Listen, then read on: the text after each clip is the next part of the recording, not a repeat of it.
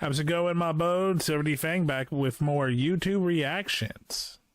We got Autism versus the Internet by Moker Janiac. This is a sad video, but it's a video I think people should watch if they are on the internet or want to know what the dark side of the internet actually looks like, because, oh, these people did not deserve what they got. Enjoy. Oh, no. Okay, we're gonna do it. I know where this is going. Okay, so Moker Janiac, Autism versus the Internet. Welcome, Shy96. Hey, Shy! This does not even deserve a captain's log introduction, because this is dead serious.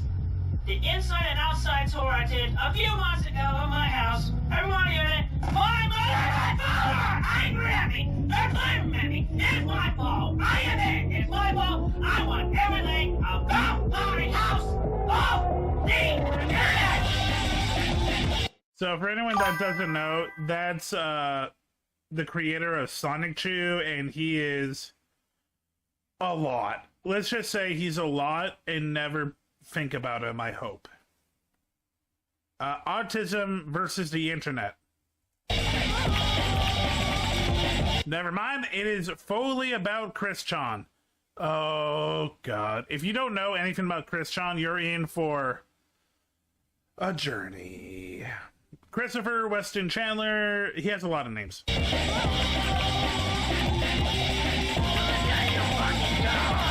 Autism is all the rage these days. Around 3% of children are diagnosed with an autism spectrum disorder. The fight for some sort of cure, with the cause being attributed to acetaminophen. Oh, you're right. That's right. Chris Chew is now Christina Chew. I forgot about that arc of the story. Or circumcision. It seems like we're in some sort of autism epidemic. Now, I'm not qualified to get into the science of what causes autism and whether there's some sort of cure. We'll leave that to the professionals. That's called a bird grasshopper. Yeah, okay, we're on the same page. Fuck you, RFK. Here he is. This video isn't about diagnosis or science. It's about what the internet does to autistic people in the spotlight, for better or for much, much worse. Interesting. There are 3 cases that highlight what happens when online attention, trolling, and lack of safeguards convert neurodivergence into a public performance with real Oh, this is something we don't know about at all. We don't know how autism in the internet affects autistic people. No, we definitely don't know. Not in this community. No.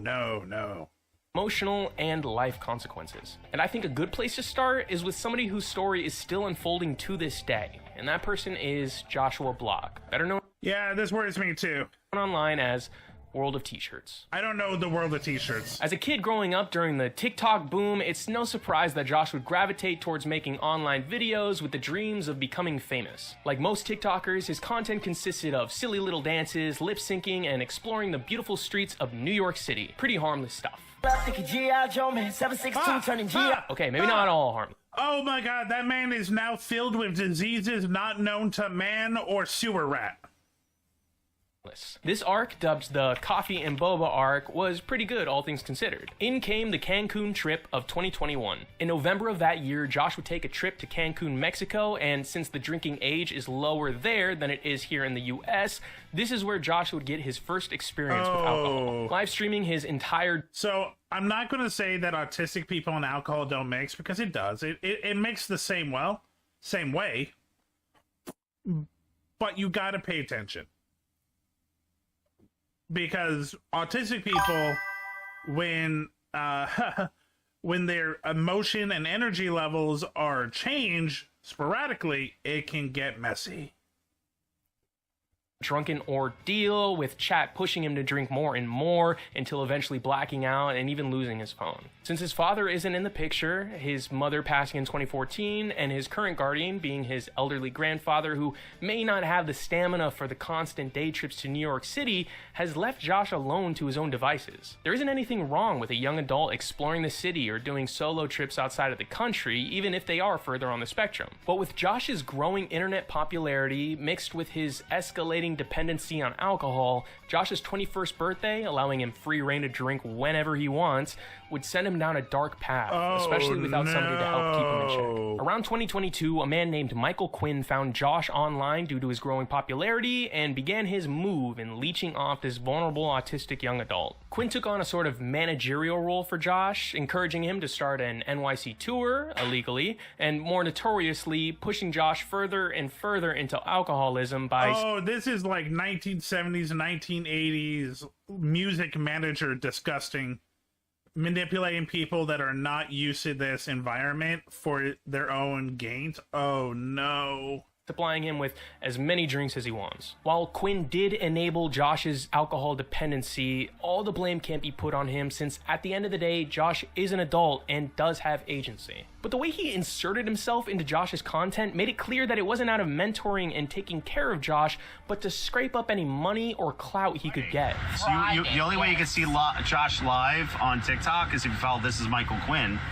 But that sucks, you know, because... I know. I feel bad about that. And you can see how he would prop himself up as some sort of role model, protecting him and teaching the young kid how to drink responsibly. But then he would go on to record Josh during drunken meltdowns or go after other TikTok accounts that were detractors of Quinn's actions. Now, if it was just Michael Quinn being a clout goblin, then things wouldn't be so bleak. But around this time, Josh would ramp up his live streams on TikTok. Since he posted so much and was live for hours on end, it wasn't that hard to track him down, leading certain members of his audience to find him out in the wild. Okay, so this is what scares me about TikTok fan bases. Because of how easy it is just to watch these videos and how most of them do kind of outside content, and also the age of TikTok is younger. I've heard many horror stories. What is up with me today, man? I can't speak English.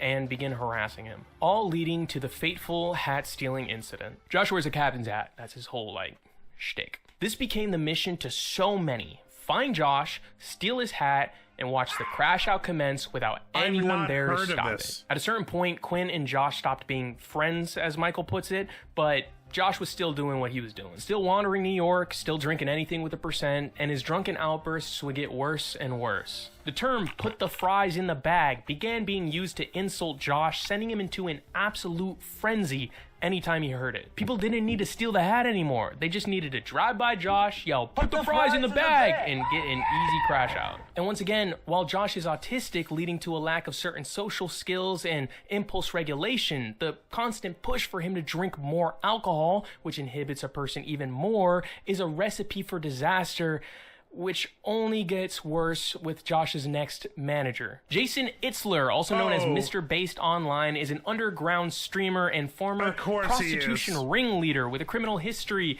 Oh my fucking god. This dude looks like he is part rat. Including drug trafficking, money laundering, assault with a deadly weapon, burglary, and stalking. Makes Michael Quinn look like a hot dog salesman. Well, Josh did have experience baby, a loser, goddamn baby, you're a fucked up little whiny bitch. Fuck you, Mr. Bass. Makes Michael Quinn look like a hot dog salesman.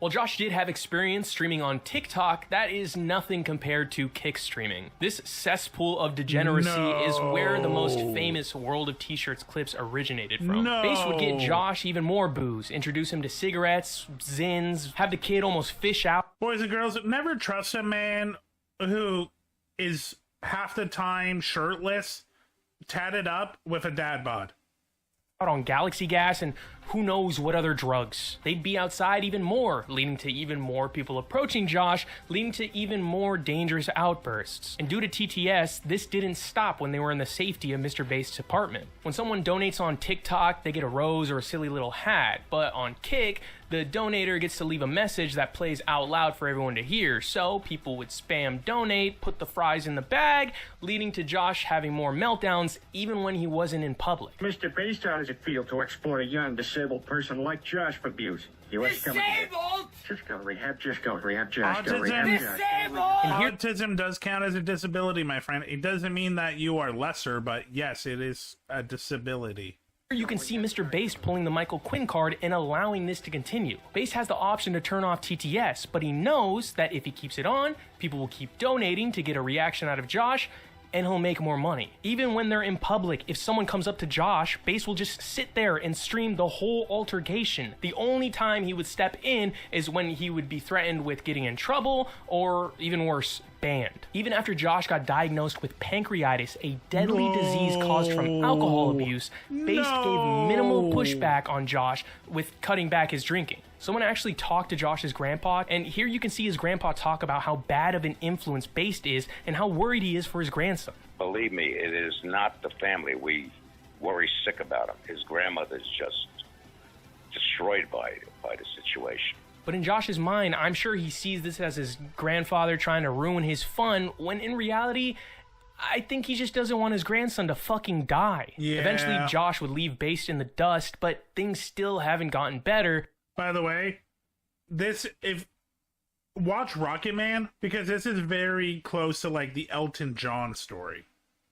Falling into the hands of Jack Doherty. Maybe not as criminal as Baste, but definitely somebody who doesn't have Josh's best interest in mind. We know Jack Doherty. My nose! I think it's... By the way, Jack Doherty is the kid that crashed a Lambo on a highway, and his first thought was to check the camera, not his friend in the back bleeding. fractured!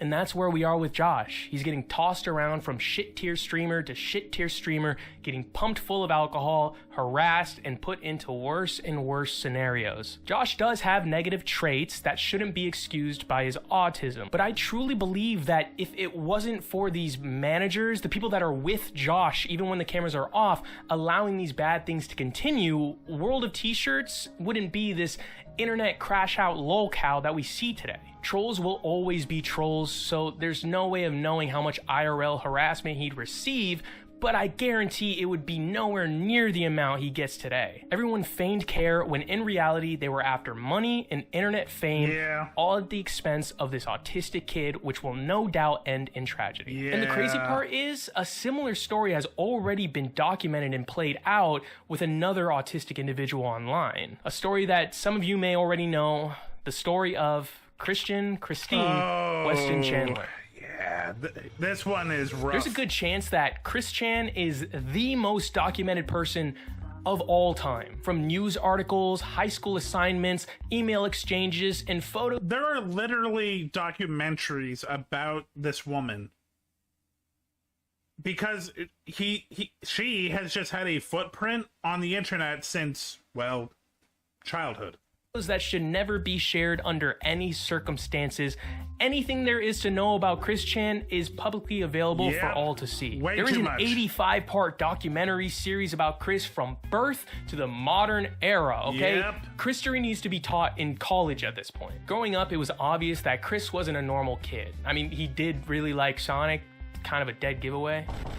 Thankfully, he did have relatively supportive parents that allowed him to have a normal childhood. I say relatively because while they did fight back against the school system that allegedly abused Chris or supported him in changing his name from Christopher to Christian after an animatronic bear misheard him. Welcome all suspicious gambling. There are aspects of their parenting that in hindsight would put Chris onto the path that he would end up on. First up is their spoiling of Chris. From the countless pictures of Chris's room, it's clear that the kid got whatever the hell he wanted. This, mixed with Chris's autism, has led to an almost childlike case of self-entitlement. This greediness for material goods is one thing, but with Chris's lack of social skills, once again due to his autism, shows him feeling entitled to awards, competition wins, and of course, Oh no, a needy autistic kid who thinks he deserves everything. No! Relationships with girls. Anytime he'd meet a girl, he would Oh, fuck. I forgot about this. not lay off of them, even when told multiple times to back off. Chris is the main person at fault here, but don't you think it's also on the parents to see this behavior and correct it? When Chris was suspended from college or the mall for loitering with his attraction signs, instead of explaining to Chris that maybe this isn't the way to go about things, they would blindly support him and lash out with legal... No. This is something that you gotta be like, hey, this is not the way to find someone. This is a little bit harassment. Threats. There never seemed to be an initiative from Bob and Barbara to find Chris a proper group, maybe Incoming a at group break. of other autistic individuals or social workers that could help Chris in his socializing. I feel like at the end of the day, they either didn't care or didn't know what Chris was getting up to, and the latter seems a lot more likely due to their approach, or lack thereof, with Chris's relationship with the internet. Yep. Like most people in the early I'll be honest, I think his mom knew way too much. days of the internet, Chris would have his very own website where he would post newsletters about his special interests and share information about his life, usually in the form of comics which blurred the lines between fiction and real events. Sure, it was a bit in depth, but it's as harmless as anybody else posting blogs about their woes. That was until he was discovered by the fine people over on 4chan, the darkest shithole on the internet. At first, it was light memeing. They would reach out to Chris, sending him fan art of his original characters doing unsavory acts just to get a rise out of him. Chris would obviously respond, and with every email exchange being posted for everyone to see, his audience only grew, and this would open the floodgates to what I believe is the most insane life of trolling ever seen. Trolls were quick to notice Chris's desire for a boyfriend-free girl. It's all he seemed to ever talk about. So individuals would begin crafting these woman personas and reaching out to Chris under the guise of being interested in a relationship. Lori, Blanca, Sarah, Panda Halo, Julie, bro was drowning in bitches. But no matter what, eventually they would end up revealing themselves, leaving Chris heartbroken and embarrassed, especially because their main goal was to have the guy do some insane acts. So we're going to get into like, so Christine Chan, I'm just going to say Christina, some of this could have been prevented, but a lot of it was people manipulating her and her and her lack of knowledge of how people can kind of suck. Yeah, it's not going to get, it's going to be bad. Had him wear his mother's underwear, create fetish videos, even send his most prized possession, his Sonichu medallion, where the troll behind the character would then make videos of him destroying it in various ways, all just to mess with Chris. But I'd say the cruelest catfish was Julie. Later, in a joint effort between Julie's troll and another who had become a main villain in Chris's world, they had him convinced that Julie was kidnapped by Clyde Cash, leading him to drive 400 miles from Virginia to Ohio alone. And lo and behold, when Chris arrived, the address was fake, there was no Julie to be found. While he said that the trip was somewhat of a good experience, this incident could have ended far worse if the trolls really wanted to harm Chris. Shortly after his return, Chris would hop on a call with Julie's captor, where he would essentially torture Chris for nearly an hour. They had the password to Chris's PlayStation Network account and would hold it over his head, having Chris do whatever they want. I don't understand how people find this entertaining. How disgusting and how shitty is your life that you see this man who obviously is missing something and doesn't understand, and your first thought is to torture him, because that's what this is. This is torture. Just to get his games back. At first, it was just having Chris say that he's not the mayor of Quickville, the fictional city in Chris's mind. Then they had him do silly dances, and then they had him cut up his Sonichu medallion and shove it up his The call ends when the troll reveals that he was Julie the whole time. The reason he sounds like a girl... Oh my fucking god. Oh my god. Okay. Is because he's a 13-year-old boy. Throughout the call, you can hear other trolls call out Blue Spike and tell him that he's taking it too far. Oh god, poor Sonic. Blue Spike, no more. Keep going. Blue Spike, stop this shit. But at the end of the day, these other trolls helped facilitate this whole thing to take place. After the incident, there was a split. Jail. All of you need jail. I don't care if you're 13. This is some like sadistic shit. Jail. Online. Some thought it was time to leave Chris alone and shut down the websites dedicated to harassing him. Yeah, there was actual websites just to fuck with this man. While others said, no, we're going to keep it going, we're going to create new websites and create new characters to mess with Chris for more years to come. More fake sweethearts would appear before quickly revealing to be a troll to Chris's dismay. Others would take Chris's obsession with his own characters and convince him that they're making a real game or a show just to alter the characters and make them gay to trigger Chris's homophobia. Trolls held a singing contest with Chris and a doppelganger to fight over who is the real Chris Chan. I'm not joking, this story is insane. And while Chris by no means is the greatest person in the world, racism, homophobia, ableism being some of his notable traits, it really doesn't feel like the trolls are attacking him because of those, but because he's autistic and it's funny to make him suffer. Chris already had a childlike grasp on reality, believing that any girl reaching out to him is real or that his Sonichu comics are way bigger than they actually are. But then in the later years, we have trolls push Chris even further into a psychotic state, making her, Chris's transition at this point, believe that Sonichu and all of her made-up characters are actually real. She begins spouting prophecies of this dimensional merge where all the cartoon characters are gonna become real and she's a goddess, and even later claiming to be the second coming of Christ. With her father passing, family home burning down, and exile from public spaces like churches and game stores, combined with her constant trolling for decades, has turned Chris Chan into this internet villain. And I don't want to make Christine out to be this flawless victim without fault. Understanding the cause isn't the same as excusing the actions. True. Obviously, there's no way of really knowing. But I believe that without this long span of trolling, tricking Chris, and altering her perception of reality, there's no shot in hell that what has happened in the most recent saga of Chris's life would have taken place. In 2021, it would be revealed that Chris Chan was having sexual relations with her own mother. Yep. Remember I said the mom is not innocent? Yeah. Jesus. This one's really tough because while trolls would goad Christine into doing outrageous acts, this one was done out of her own volition. So was it the autism? Was it the psychosis maybe brought upon by the years of manipulation?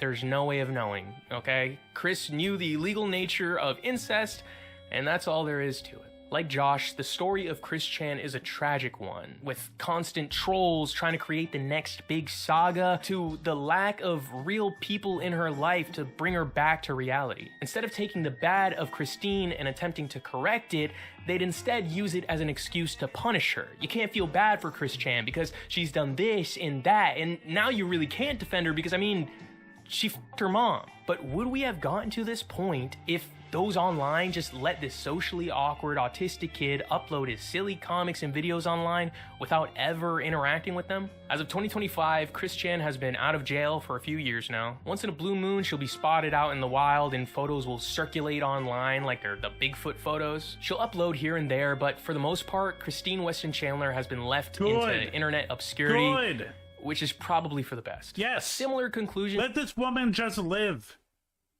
To another online individual, though this person is in a far worse state.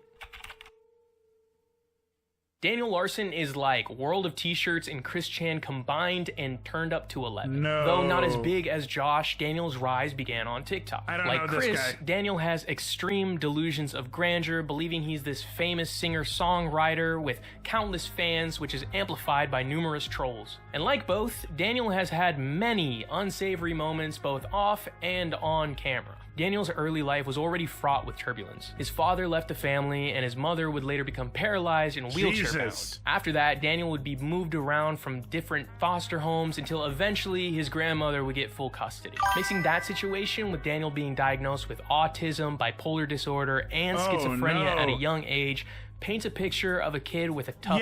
Yeah, I didn't want to pause on it because I didn't want to think too hard about it, but you're right. The tongue picture was a lot. Also, that is a trifecta of pain. Autism, bipolar, and schizo. Oh, this poor boy. And I'm going to guess he had no adults that were looking out for him. I'm just going to guess. Future ahead of him. Daniel did have positive hands in his life with his grandma and Bob Proctor, a social worker at the Tennyson Center, but it really doesn't seem like they were equipped to handle Daniel at the level he was at. Bars. I'm sorry, I had to. Eventually, his grandma would pass and Daniel would be placed into group homes for those with disabilities. With caretakers to watch over Daniel's safety, help him develop and integrate with society, this should have been a difficult but good spot for Daniel to be in. But with the first 20 years of his life setting him up, it wouldn't take much to knock him down. Daniel would begin posting around 2020 with comments jokingly calling him Mr. President since he declared that he's running for presidency that year. Hello, this is Daniel Larson. How do I not know this? I thought I remember all of the crazy third-party stuff. I am planning on running for president in the future. If you think that that's a good idea, please click the thumbs up, give me a like, give me a follow, and give me a comment. Not gonna lie, autistic president, I'm down. Please stay tuned. Thank you. But like the stories before, things would change when people online would begin... Well, that's why I said third party. The third party candidates are fun to watch. Contacting Daniel directly, pretending to be record labels and music managers. They'd have him do offensive things, mostly say slurs and such, but of course it would ramp up to Daniel exposing himself on TikTok Live. I know you guys can only partly see, you're lucky. But where Chris Chan would realize that he's been duped and cut contact with specific trolls, Daniel never did. Time and time again, people would reach out pretending to be the same record labels and management companies, and Daniel would believe it. He genuinely believed that he was this famous, that he had all these fans, that he was actually in a relationship with Grace Vanderwall. Excuse the drama, but for you Larsonians out there, you know the name. Grace Vanderwall is a singer who got popular by winning America's Got Talent at 12 years old. After seeing her on AGT in 2016, this would begin Daniel's obsession with the girl. Wait, 2016? How old was he? That continues on till this day. Daniel, in his mind, genuinely 100% believes that him and Grace are in a relationship and have been for all these years. Of course, this isn't helped with the many trolls reaching out to Daniel pretending to be Grace, fueling the madness. But even till the end, with Daniel's final troll, the one that's been with him the longest, coming clean, saying that he has never been in contact with... Okay, 16-ish is not terrible, but it's not great. Grace, Daniel still believes. And that's the main story with Daniel Larson. He was kicked out of multiple assisted living homes for violent outbursts and property damage, leaving him homeless and roaming the streets of Colorado. What the fuck? Oh my god, the U.S. medical system is disgusting. This man is hurting. You know he has bipolar and schizophrenia. And rather than putting him in a place that he can be helped and, like, learn, you're, like, homeless. Colorado. He dined and dashed countless times, multiple arrest warrants, and many run-ins with the police. But throughout every incident, Daniel would say the same thing. He's a famous singer-songwriter, he's dating another very famous singer, and he's only getting harassed because of the fans. At the current moment, Daniel is in a federal corrections institution being charged with 7 counts of threats. And while it's pretty obvious that Daniel was never gonna the White House, this is probably the best scenario for him. Wait, is he a peanut jerker, or are you calling me a peanut jerker? Hey, Lucian. Claims of pedophilia, assaulting his caretaker Bob, adopting a dog and mistreating it, the destruction of halfway homes and motels, the potential spread of scabies in California. Daniel isn't just a threat to society, but to himself. When he'd get upset, he would hit himself, causing physical damage. Being homeless in Colorado wasn't easy either, with the cold winters and the constant travel on foot deteriorating his body. And the trolls constantly in his ear making him believe no one's helping this man. like, does he deserve, like, prison? Sure. But no one's helping him. Anything they want. The FBI is after him. People are following him. His life is in danger. But Daniel would never stop. And I feel like that's the main issue that ties all these people together. Even for a The demonic never-ending flying cycle goat with a of posting, 300-foot-long even tongue. after some That demonic goat would help this man. The demonic goat is better than Kick or TikTok bullies. something horrible has happened to them. With all of these scenarios, there comes a moment where they realize that the things they post and the people that watch are hurting them, but they continue anyway. Maybe it's the lack of attention they received as a child. Maybe that attention, even for just a moment, makes them feel normal. Even if the comments are negative, at least they're seen. Agreed, no matter Kai. the reason, though, it is a constant feedback Hug your niece and nephew. Tell them that they're loved. loop of attention that I don't think is healthy for anyone, especially somebody with this level of developmental issues. If they were just left to fall into the never-ending feed of content instead of being put on a pedestal for people to laugh at and harass, without those with bad intentions coming in and manipulating and pushing them to such extremes, maybe they would have just moved on. But at the end of the day, we can blame the trolls, we can say that it's the lack of people in their life or even the system that's failed them. But how do you help somebody who doesn't want to be helped? Force. At some point, you force them.